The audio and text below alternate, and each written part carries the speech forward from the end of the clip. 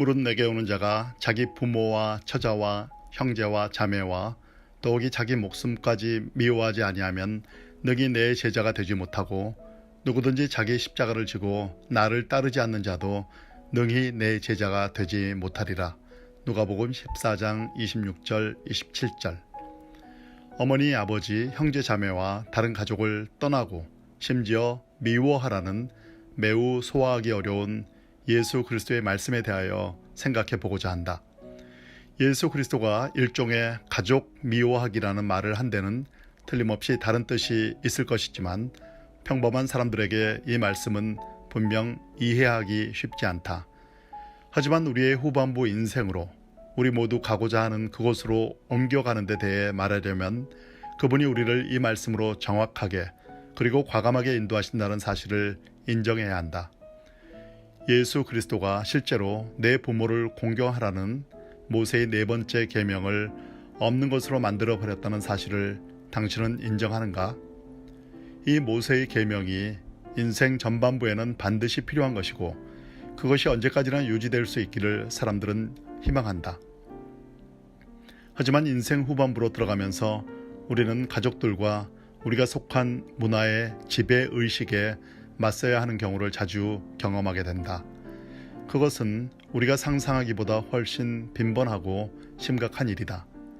많은 사람이 전반부 인생에 경건하고 엄정하면서 미성숙한 기대들 때문에 그것들을 충족시켜야 하기 때문에 성숙한 종교의 경지로 들어서지 못하고 머뭇거린다. 예수도 당신을 미쳤다고 생각하는 가족들을 통하여 그 딜레마에 직면해야만 하였다. 복음서 기자가 미쳤다는 험한 단어를 쓸 수밖에 없었던 것도 그분이 실제로 어떻게 당시 문화와 종교의 기대와 주어진 대본에 따르지 않았던가를 여실히 보여주고 있다. 사람이 엄마 아빠의 기대를 등지고서 자신의 영혼과 운명을 찾아 나서려면 굉장한 추진력과 자기 회의, 그리고 그들과의 아픈 결별이 필요하다.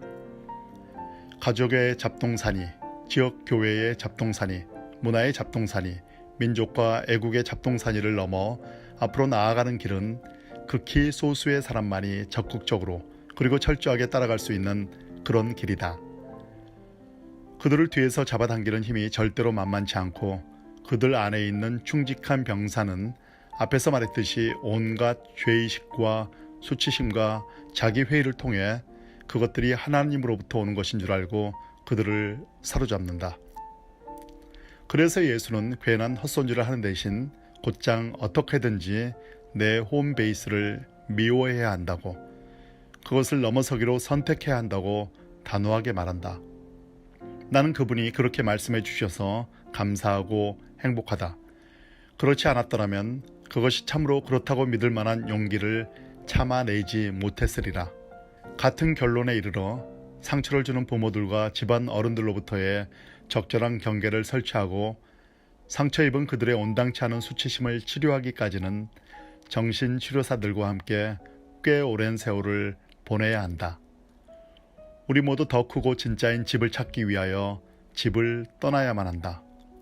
세계 종교의 교조들과 큰 스승들이 어떻게 자기 집을 떠나서 멀리 낯선 곳으로 순례의 길을 떠나고 크게 돌아서고 마침내 아래로 내려가는 길을 스스로 선택하였는지, 그리고 어떻게 그들의 부모, 당시의 기성 종교, 영적 교사들, 때로는 세속의 집권자들이 그들을 적으로 삼아 맞서 싸웠는지 당신은 잘 알 것이다. 아브라함, 요셉, 모세, 예수, 프란체스코, 그리고 아토스 산과 러시아와 가파도기아의 헤아릴 수 없이 많은 은둔자들과 순례자들의 전기를 읽어보라.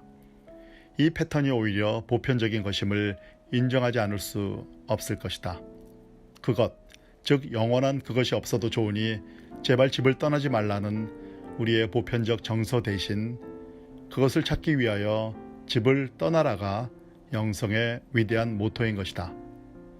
그리고 물론 여기서 떠나라는 것은 육신의 가족뿐만이 아니다.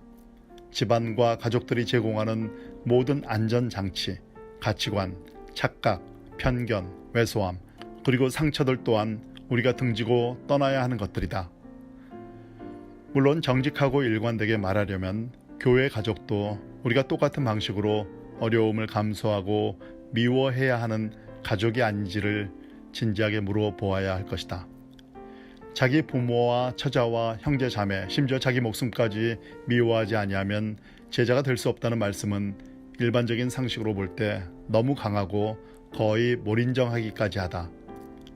그러나 우리에게 피할 수 없는 필요한 고통이 예수가 말씀하신 자기 목숨 또는 나를 포함하여 다른 사람들이 말하는 거짓 자아를 잃어버리는 과정이 있어야 하는 것만은 분명한 사실이다. 당신의 생각과 집착이 만들어낸 당신의 역할, 신분, 자아상 따위가 당신의 거짓 자아다. 당신이 참 자아로 존재하기를 원하는 그만큼 정확하게 그것은 죽어야 하고 죽을 것이다. 나의 참 자아를 찾기 위하여 얼마나 나의 거짓 자아를 기꺼이 떨쳐버릴 것인가. 이것이 우리가 끊임없이 물어야 할 최후의 질문이다. 필요한 고통은 언제나 죽음처럼 느껴질 것이나 영적 스승들은 정직하게 그것을 당신에게 말해줄 것이다. 당신의 영적 안내자가 그 죽음을 당신한테 말해주지 않는다면 좋은 안내자가 아니다. 당신은 하나님의 머리와 가슴 안에서 본디 당신의 참 자아다.